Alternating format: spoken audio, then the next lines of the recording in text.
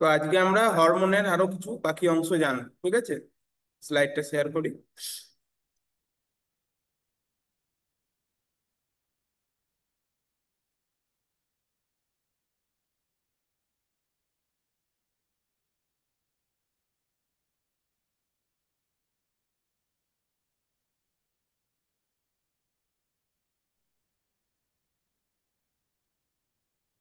তো প্রথমে আগের দিন কি কি পড়েছিলাম সেগুলো একটু আরেকবার ঝালিয়ে নিই, তারপর আবার নতুন জিনিস পড়বো আজকে, ঠিক আছে?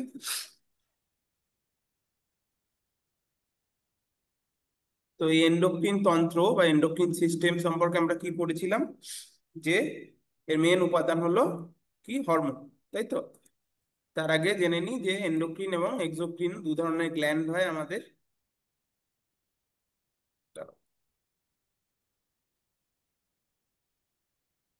হুম। এক্সোক্রিন গ্ল্যান্ড কি করে, তার প্রোডাক্টটা, তার যেটা ক্ষরণ বা খরিত পদার্থ, সেটা একটা তার নিজস্ব ডাক্ট আছে বা নালী আছে, সেই নালীর মাধ্যমে পৌঁছে দেয় যেখানে দরকার বা বডি ক্যাভিটিতে। সেই জন্য এই গ্রন্থিগুলোকে বলা হয় সনাল গ্রন্থি।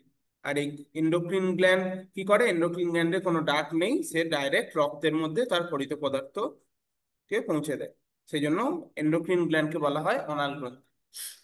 এক্সোক্রিন গ্ল্যান্ডের উদাহরণ লিখতে পারো যে কর্মগ্রন্থি, sebaceous gland, lacrimal gland, gastric gland, intestinal বা মিউকাস গ্ল্যান্ড, ঠিক আছে? এই যে দুটো ছবির মাধ্যমে বোঝানো হয়েছিল যে এক্সোক্রিন গ্ল্যান্ড এবং এন্ডোক্রিন গ্ল্যান্ডের মধ্যে তফাৎটা কি। এক্সোক্রিন গ্ল্যান্ডে কি হয়, এই যে খরিত পদার্থটা সেটা তার নিজস্ব একটা ডাক্ট বা নালী আছে, সেই নালীর মাধ্যমে সে পৌঁছে দেয় তার গন্তব্যস্থলে। কিন্তু এন্ডোক্রিন গ্ল্যান্ডের কোনো নির্দিষ্ট নালী নেই, তার জন্য সেজন্য সে ডাইরেক্ট রক্তের মধ্যে পৌঁছে দেয় এবং রক্তের মাধ্যমে সারা শরীরে তার ক্ষরণ বা খরিত পদার্থটা ছড়িয়ে পড়ে। তো এন্ডোক্রিন সিস্টেমের এই অংশগুলো আছে, সেগুলো সম্পর্কে আজকে আমরা একটু বিশদে জানবো। তাহলে এন্ডোক্রিন গ্ল্যান্ড থেকে আমাদের কি খরিত হয় বলেছিলাম, হরমোন, তাই তো? হরমোনের কি সংজ্ঞা বলেছিলাম? হরমোন হচ্ছে যেগুলো এন্ডোক্রিন বা অন্তঃক্ষরা গ্রন্থি থেকে খরিত হয়ে যেসব পদার্থ রক্তের মাধ্যমে উৎসস্থল থেকে দূরে তার টার্গেট অর্গানে গিয়ে কাজ করে এবং বিপাকীয় কার্যের তার মধ্যে রাসায়নিক একটা সমন্বয় সাধন করে এবং কার্যের শেষে বা কার্যের শেষে বিনষ্ট হয়, তাকে আমরা হরমোন বলে থাকি। তাহলে কি বললি, কি বললাম? যেসব পদার্থ, রাসায়নিক পদার্থ অন্তঃক্ষরা গ্রন্থি থেকে ক্ষরিত হয়ে উৎস থেকে দূরে রক্তের মাধ্যমে গিয়ে বিপাকীয় কার্যের সমন্বয় সাধন করে এবং কাজ শেষে বিনষ্ট হয়, তাদেরকে আমরা হরমোন বলে থাকি, ঠিক আছে? এই যে উৎস থেকে দূরে যাচ্ছে, এর একটা এক্সেপশন বা ব্যতিক্রম হলো লোকাল হরমোন। লোকাল হরমোন নাম থেকেই বুঝতে পারছো, যেটা লোকালি কাজ করে যেসব হরমোন, ঠিক আছে? তো সেই রকম লোকাল হরমোনের যদি উদাহরণ জানতে চাওয়া হয় তাহলে বলবে গ্যাস্ট্রিন, কোলেসিস্টোকাইনিন এবং সিক্রিটিন।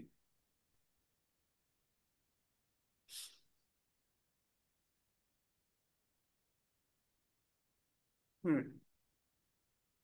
তো হরমোন সম্পর্কে আর কি বলেছিলাম, হরমোন হচ্ছে খুব কম পরিমাণে থেকেও বিশাল একটা পাওয়ারফুল এফেক্ট তৈরি করতে পারে এবং সেটা মোটামুটি আমাদের শরীরের মধ্যে 50টা ডিফারেন্ট হরমোন আছে, যেটা বিভিন্ন জায়গা থেকে খরিত হয়। The specific cells which are affected by a hormone are call target cell. Target কোষ বা টার্গেট সেল হলো সেই সেলটা যেটার মধ্যে গিয়ে হরমোন কাজ করে, সেটা হবে উৎসস্থল থেকে দূরে অবশ্যই। Hormones influence their target cells by binding to proteins or glycoprotein in the cell membrane called receptor. ওই যে টার্গেট সেল বা যে কোষটায় গিয়ে হরমোন কাজ করবে, তার যে কোষের পর্দা আছে বা সেল মেমব্রেন আছে, সেখানে কিছু প্রোটিন বা গ্লাইকোপ্রোটিন দিয়ে তৈরি একটা জিনিস থাকে যেটাকে বলা হয় রিসেপ্টর। রিসেপ্টর নাম থেকেই বোঝা যাচ্ছে সে কিছু রিসিভ করে। তো সে এই হরমোনটাকে রিসিভ করবে এবং আর একটা জটিল পদ্ধতির মাধ্যমে তার হরমোন তার কার্য সাধন করবে, ঠিক আছে? এইভাবে কাজটা হয়। আর কি দেখেছিলাম যে হরমোনের বিভিন্ন ভাগ আমি বলেছিলাম আগের দিন তোমাদের। একটা হলো প্রোটিন ধর্মী হরমোন, যেটা প্রোটিন দিয়ে তৈরি হয়, সেগুলোকে বলা হয় প্রোটিন ধর্মী হরমোন। তার উদাহরণ বলেছিলাম গ্রোথ হরমোন। আর হচ্ছে অ্যামাইনো ধর্মী হরমোন, যেগুলো ছোট ছোট অ্যামাইনো অ্যাসিড দিয়ে তৈরি হয়, তার উদাহরণ বলেছিলাম অ্যাড্রিনালিন এবং নর অ্যাড্রিনালিন। আর বলেছিলাম স্টেরয়েড ধর্মী হরমোন, যার উদাহরণ টেস্টোস্টেরন। লিপিড ধর্মী হরমোন, যার উদাহরণ হলো প্রস্টাগ্ল্যান্ডিন। ঠিক আছে, এই চার ধরনের মূলত হরমোন আছে, তার কেমিক্যাল কম্পোজিশন বা রাসায়নিক যেটা দিয়ে তৈরি তার উপর ভিত্তি করে। যে হরমোনের সঙ্গে উৎসেচকের তফাৎ বলেছিলাম আমি, যে হরমোন এবং উৎসেচকের যদি তফাৎ বা পার্থক্য আসে পরীক্ষায় তাহলে কি লিখবে? প্রথমেই লিখবে যে হরমোন সবসময় অন্তঃক্ষরা গ্রন্থি থেকেই ক্ষরিত হয়, কখনো অন্য কোনো গ্রন্থি থেকে হরমোন ক্ষরিত হতে পারে না।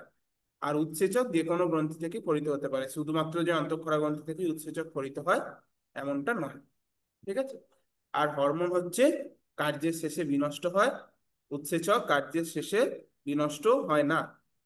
হরমোন উৎসস্থল থেকে বা যেখানে তৈরি হয় সেখান থেকে অনেকটা দূরে গিয়ে কাজ করে, কিন্তু উৎসেচক লোকালি বা তার আশেপাশের অঞ্চলেই মূলত কাজ করে। এবার how the system communicate, system মানে এন্ডোক্রিন সিস্টেম বা অন্তঃক্ষরা তন্ত্র। The organs of the endocrine system communicate with each other and rest of the body using hormones. তার মানে এন্ডোক্রিন সিস্টেম বা অন্তঃক্ষরা তন্ত্রের যেসব অঙ্গ বা অর্গানগুলো আছে সেগুলো নিজেদের মধ্যে এবং শরীরের অন্যান্য অংশের মধ্যে সমন্বয় সাধন করে হরমোনের মাধ্যমে। Hormones are made and stored in their originating organ. The place they are sent is called target. মানে হরমোন যেখানে তৈরি হচ্ছে সেখানে কিছুদিন স্টোর থাকতে পারে বা সঞ্চিত থাকতে পারে, এবং যখন দরকার সে তার উৎসস্থল থেকে দূরে টার্গেট সেলে গিয়ে কাজ করবে। Targets can be anything from all the bones in the body to another endocrine organ. মানে এই টার্গেট সেল বা কোথায় গিয়ে হরমোনটা কাজ করবে সেটা যা খুশি হতে পারে শরীরে, সেটা হতে পারে আরেকটা অন্তঃক্ষরা অঙ্গ বা আরেকটা আমাদের যে হাড় বা আমাদের যে মাসেল আছে, সেই পেশি আছে, সেইগুলোর মধ্যে গিয়েও হরমোন কাজ করতে পারে। ঠিক আছে, তো হরমোনের টার্গেট সেল ওরকম ভাবে আলাদা করে বলা যায় না যে এগুলি টার্গেট সেল। আর when the hormones reach their target they trigger events in their location. মানে হরমোন যখন তার টার্গেট বা যেখানে গন্তব্যস্থল সেখানে পৌঁছে যায়, they trigger events in that location, সেই জায়গায় সে তার কার্য সম্পাদন করার জন্য কাজ শুরু করে দেয়। ঠিক আছে, হরমোনের সংজ্ঞা তো বললাম, এবার আমরা দেখব হরমোন কি করে কাজ করে।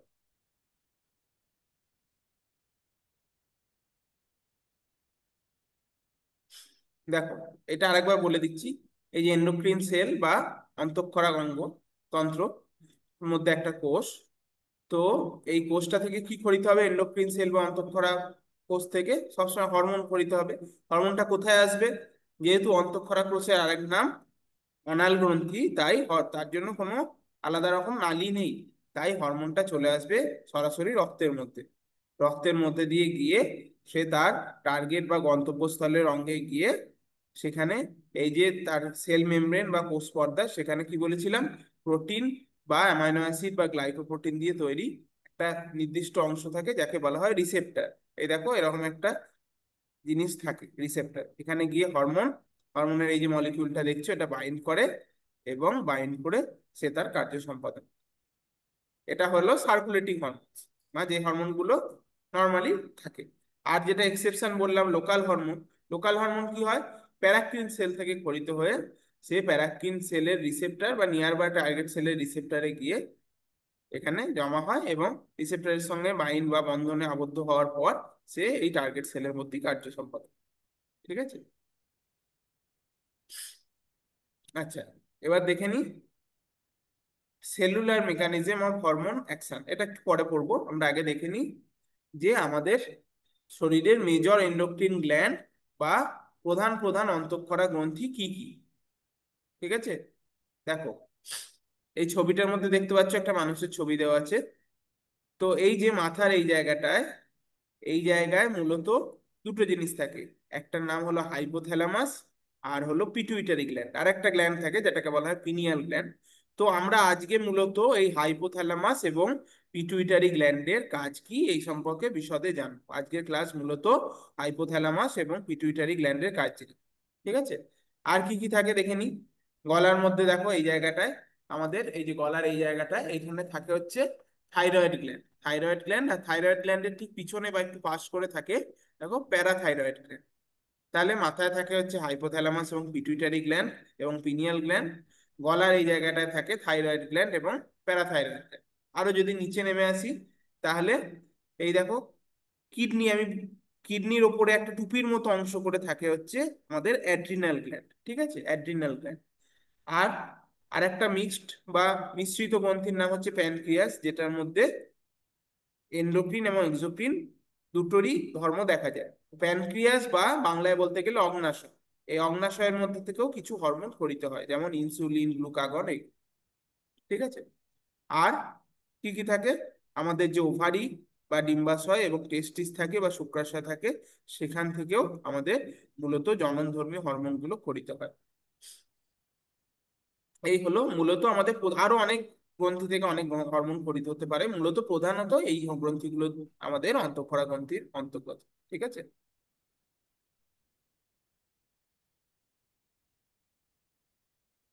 এই যে। এবার আজকের যেটা ক্লাস বললাম, হাইপোথ্যালামাস ও পিটুইটারি, এটা কোথায় থাকে, কেন থাকে, কি কাজ করে, এগুলো আমরা জানি। দেখো, হাইপোথ্যালামাস এবং পিটুইটারি গ্ল্যান্ড কোথায় থাকে, পজিশনটা এখানে দেখানো হয়েছে ছবির মধ্যে।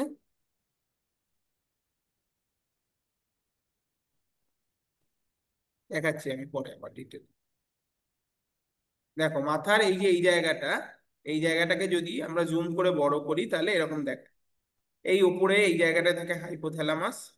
হাইপোথ্যালামাস থেকে, হাইপোথ্যালামাসের আবার বিভিন্ন রকম কোষ আছে, এগুলোকে বলা হয় নিউরো সিক্রেটারি সেলস, ঠিক আছে, বা নিউরো সিক্রেটারি কোষ।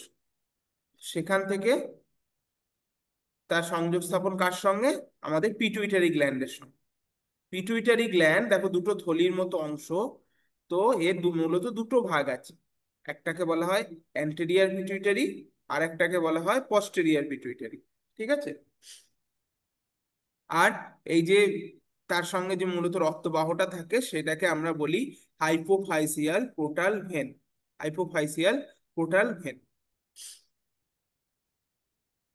তো এই অ্যান্টেরিয়র পিটুইটারি এবং পস্টেরিয়র পিটুইটারি কি কি কাজ, কি কি মানে হরমোন এখান থেকে খরিত হয় এবং তারা কোন কোন অঙ্গে গিয়ে কাজ করতে পারে, সেটা সম্পর্কে আমরা জানতে। দেখো, এই যে পিটুইটারি গ্ল্যান্ড, দেখো একটা ঝুলে আছে দুটো থলির মতো অংশ। তো এই যে ঝুলে আছে এই জায়গা থেকে দেখো, এই যে এটা হলো আমাদের অ্যান্টেরিয়র পিটুইটারি, এটা পস্টেরিয়র পিটুইটারি, ঠিক আছে। তো এই যে হাইপোথ্যালামাস থেকে এই যে নিউরনস আছে বিভিন্ন, মানে আমাদের যে স্নায়ু কোষ, সেই স্নায়ু কোষগুলো এসে এরম ভাবে সংযোগ স্থাপন করে পিটুইটারির সঙ্গে, এবং হাইপোথ্যালামাস থেকে যেসব জিনিসগুলো খরিত হয় সেগুলো এই রক্তের মধ্যে দিয়ে পিটুইটারিতে চলে আসে।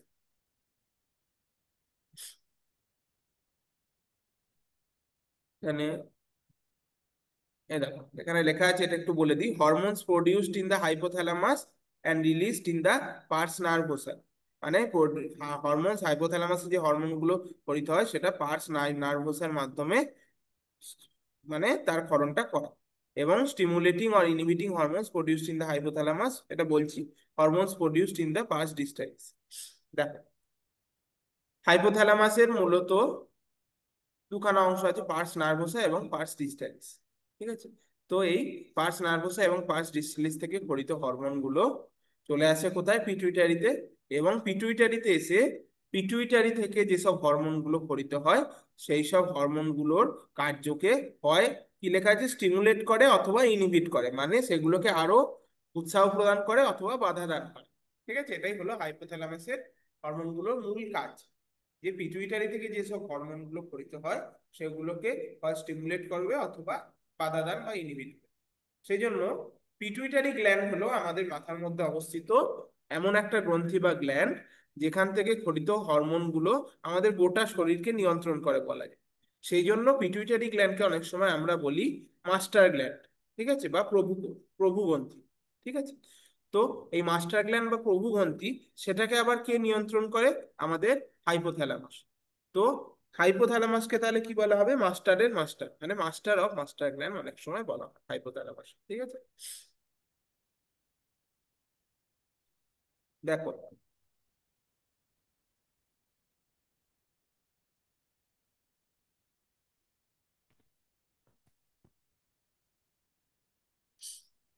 এই ছবিটার মধ্যে দিয়ে পুরো জিনিসটা আশা করি বুঝতে পারবে। দেখো, এই যে হাইপোথ্যালামিক হরমোনস, মানে হাইপোথ্যালামাস থেকে আমাদের যেসব হরমোন গুলো খরিত হয়, দাঁড়াও তো এক মিনিট।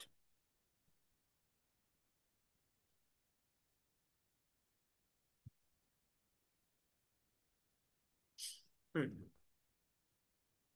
এই যে হাইপোথ্যালামাস থেকে আমাদের যে হরমোন গুলো খরিত হয় সেগুলো কি কি কাজ করে দেখো। মূলত খরিত হয় হচ্ছে টিআরএইচ বা থাইরোট্রপিন রিলিজিং হরমোন, সিআরএইচ বা কর্টিকোট্রপিন রিলিজিং হরমোন, সোমাটোস্ট্যাটিন, জিএইচআরএইচ মানে গ্রোথ হরমোন রেগুলেটিং হরমোন, এবং জিএনআরএইচ মানে গোনাডোট্রপিন রেগুলেটিং হরমোন।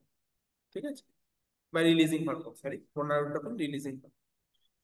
সেইগুলো এসে দেখো হাইপোথ্যালামাস থেকে এবার হরমোন গুলো কোথায় চলে আসে, আমাদের অ্যান্টেরিয়ার এবং পস্টেরিয়ার পিটুইটারি গ্ল্যান্ডে। তো সেখানে এসে কি করবে, অ্যান্টেরিয়ার এবং পস্টেরিয়ার যে পিটুইটারি গ্ল্যান্ড, তার যে ক্ষরণগুলো আছে সেই ক্ষরণগুলোকে নিয়ন্ত্রণ করবে।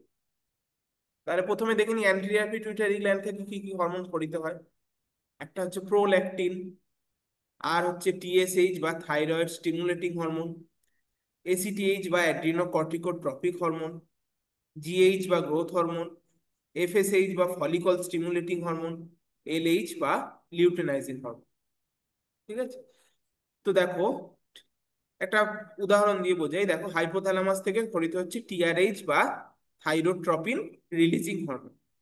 সে কি করবে, অ্যান্টেরিয়ার পিটুইটারির যে সমস্ত কোষগুলো টিএসএইচ বা থাইরয়েড স্টিমুলেটিং হরমোন রিলিজ করে বা ক্ষরণ করে, সেইগুলোকে এসে ইনহিবিট করবে, বা টিআরএইচ মূলত সেগুলোকে এসে স্টিমুলেট করবে বা উত্তেজনা প্রদান করবে। তাকে বলবে যে তুমি আরো, টিএসএইচ কে বলবে যে তুমি আরো বেশি পরিমাণে উৎপাদিত হও। তাহলে টিআরএইচ কি করবে, টিএসএইচ এর উৎপাদনকে বাড়াবে। টিএসএইচ আবার কি করবে, বডির মধ্যে আমাদের গলার মধ্যে যে দেখালাম থাইরয়েড গ্ল্যান্ড, সেই থাইরয়েড গ্ল্যান্ডে গিয়ে থাইরয়েড হরমোন যাতে বেশি বেশি পরিমাণে ক্ষরণ হয় তাতে সাহায্য করবে। তাহলে এটা পুরোটা একটা অ্যাক্সিস তৈরি হলো। কি অ্যাক্সিস, যে থাইরয়েড গ্ল্যান্ডের অ্যাক্সিস। অ্যাক্সিসটা কিরকম, প্রথমে হাইপোথ্যালামাস থেকে টিআরএইচ বেরোবে, সে নিয়ন্ত্রণ করবে আমাদের অ্যান্টেরিয়র পিটুইটারি টিএসএইচ হরমোনকে। সে আবার নিয়ন্ত্রণ করবে আমাদের একটা প্রধান অন্তঃক্ষরা গ্রন্থি যার নাম হলো থাইরয়েড গ্ল্যান্ড। এইভাবে হাইপোথ্যালামাস কিন্তু আমাদের সমস্ত গ্রন্থিকে নিয়ন্ত্রণ করে, কার মাধ্যমে, অ্যান্টেরিয়র পিটুইটারি হরমোনের মাধ্যমে। আবার যদি দেখে নিই সিআরএইচ বা কর্টিকোট্রপিন রিলিজিং হরমোন, সে কি করবে, সে অ্যান্টেরিয়র পিটুইটারি যে সমস্ত কোষ থেকে অ্যাড্রিনোকর্টিকোট্রপিক হরমোন খরিত হয় সেই সমস্ত কোষগুলোকে উত্তেজনা প্রদান করবে বা স্টিমুলেট করবে। স্টিমুলেট হলে কি হবে, আরো বেশি পরিমাণে একইভাবে এসিটিএইচ উৎপন্ন হবে।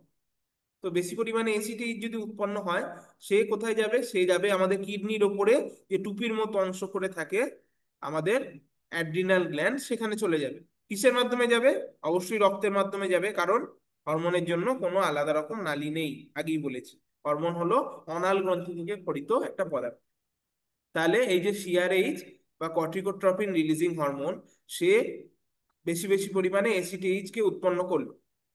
এবার এসিটিএইচ চলে গেল অ্যাড্রিনাল কর্টেক্সে, সেখানে গিয়ে সে কি করবে, বেশি বেশি পরিমাণে কর্টিজল উৎপন্ন করবে। কর্টিজল হলো এমন একটা হরমোন, যখন আমাদের খুব চাপ পড়ে তখন শরীরের মধ্যে এই হরমোন বেড়ে যায়। এটাকে একটা আমাদের চাপের বা স্ট্রেসের মার্কার বলা যেতে পারে। মানে তোমার রক্তের মধ্যে, তোমার ধরো পরীক্ষার আগের দিন যদি তোমার রক্ত পরীক্ষা করা হয়, আর যদি তোমার একটা পরীক্ষার পর যখন ছুটি থাকবে তখন যদি রক্ত পরীক্ষা করা যায়, তাহলে দেখা যাবে যে পরীক্ষার আগের দিন তোমার শরীরের যে রক্ত ছিল তার মধ্যে কর্টিজলের পরিমাণ অনেক বেশি, কারণ তুমি একটু চাপে ছিলে। কিন্তু যখন তুমি একদম রিল্যাক্সে আছো বা ছুটির মধ্যে আছো, তখন কর্টিজলের পরিমাণ আমাদের বডি থেকে কমে যায়। তো এই কর্টিজলের পরিমাণ কেমন থাকবে, কি থাকবে, সেটা আলটিমেটলি কিন্তু কোথা থেকে নিয়ন্ত্রণ হচ্ছে, সবাই বলো, হাইপোথ্যালামাস থেকে। হাইপোথ্যালামাস থেকে নিয়ন্ত্রণ হচ্ছে। হাইপোথ্যালামাস কোথায় যাচ্ছে, অ্যান্টেরিয়র পিটুইটারিতে গিয়ে এসিটিএইচ বা অ্যাড্রিনোকর্টিকোট্রপিক হরমোনকে নিয়ন্ত্রণ করছে। কে করছে, corticotropin releasing hormone from hypothalamus. ACTH আবার চলে গেল অ্যাড্রিনাল কর্টেক্সে, সেখানে গিয়ে সে কর্টিজলের ক্ষরণকে নিয়ন্ত্রণ করছে, কম করিতে হতে হবে বা বেশি করিতে হতে হবে সেটাকে নিয়ন্ত্রণ করছে। আরেকটা কি আছে, সোমাটোস্ট্যাটিন এবং জিএইচআরএইচ বা গ্রোথ হরমোন রিলিজিং হরমোন। এরা গিয়ে আমাদের এই যে গ্রোথ হরমোন যেটা অ্যান্টেরিয়র পিটুইটারি থেকে খরিত হয়, সেটাকে নিয়ন্ত্রণ করে, সোমাটোস্ট্যাটিন কিছুটা বাধা দান করে, এবং জিএইচআরএইচ সেটাকে ক্ষরিত হতে সাহায্য করে। এইভাবে সে চলে যায় আমাদের লিভার বা যকৃতের মধ্যে, সেখান থেকে আমাদের যে গ্রোথ ফ্যাক্টর গুলো সেগুলোকে বেশি বেশি পরিমাণে ক্ষরিত হতে সাহায্য করে। তো এই গ্রোথ ফ্যাক্টর বেশি বেশি পরিমাণে ক্ষরিত হলে আমাদের সেগুলো বিভিন্ন কোষে বা বিভিন্ন কলার মধ্যে চলে যাবে এবং আমাদের বৃদ্ধি ঘটবে। একটা বয়ঃসন্ধি কাল অবধি বা তারও কিছুদিন পর অবধি আমাদের কিন্তু হাইট বা উচ্চতার বৃদ্ধি ঘটে, তারপর কিন্তু আর ঘটে না।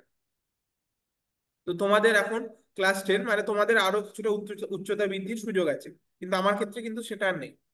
তো সেই সময় পর্যন্ত এই যে গ্রোথ হরমোন, এই গ্রোথ হরমোনের একটা বিশাল কার্য আছে, সে লিভারে গিয়ে আমাদের এই যে গ্রোথ ফ্যাক্টর গুলো সেগুলোকে উত্তেজনা প্রদান করবে বা আইজিএফ গুলোকে বেশি পরিমাণে ক্ষরণে সাহায্য করবে। তো সে আবার বিভিন্ন কোষ বা কলায় গিয়ে সেগুলোর বৃদ্ধিতে সহায়তা করবে। একইভাবে আছে আমাদের জিএনআরএইচ বা গোনাডোট্রপিন রিলিজিং হরমোন। সে হাইপোথ্যালামাস থেকে চলে আসবে রক্তের মাধ্যমে পিটুইটারিতে। কোথায়, কোন পিটুইটারিতে? অ্যান্টেরিয়ার পিটুইটারিতে। অ্যান্টেরিয়ার পিটুইটারিতে এসে সে অ্যান্টেরিয়ার পিটুইটারি থেকে মূলত দু ধরনের জনন কেন্দ্রিক হরমোন তৈরি হয়। একটার নাম হচ্ছে এফএসএইচ বা ফলিকল স্টিমুলেটিং হরমোন, আর হচ্ছে এলএইচ বা লিউটেনাইজিং হরমোন। ঠিক আছে, এগুলোকে একসঙ্গে গোনাডোট্রপিনও বলা হয়। ঠিক আছে।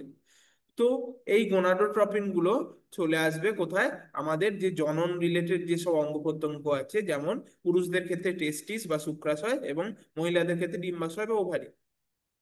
তো এখানে চলে এসে টেস্টিস থেকে আমাদের কি ক্ষরণ হয় তোমরা জানো হয়তো, টেস্টোস্টেরন ক্ষরণ হয়। তো এই টেস্টোস্টেরনের ক্ষরণকে সে নিয়ন্ত্রণ করবে। আর ঠিক একইভাবে মহিলাদের ক্ষেত্রে ওভারি থেকে ইস্ট্রোজেন এবং প্রোজেস্টেরন ক্ষরণ হয়, যেটা আমাদের মাসিক চক্র এবং মহিলাদের অন্যান্য শারীরবৃত্তীয় প্রক্রিয়াগুলোকে নিয়ন্ত্রণ করতে সাহায্য করে। তো এই ইস্ট্রোজেন এবং প্রোজেস্টেরনের ক্ষরণে কে নিয়ন্ত্রণ করছে? প্রথমে তো করছে পিটুইটারি, পিটুইটারিকে আবার নিয়ন্ত্রণ করছে একইভাবে হাইপোথ্যালামাস।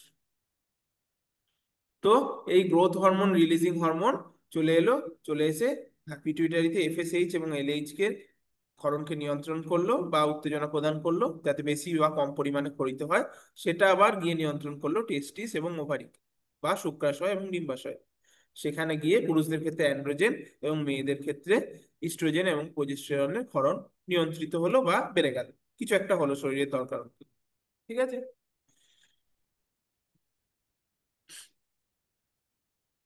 একইভাবে হাইপোথ্যালামাস থেকে দেখো ডোপামিন ক্ষরণ হয়।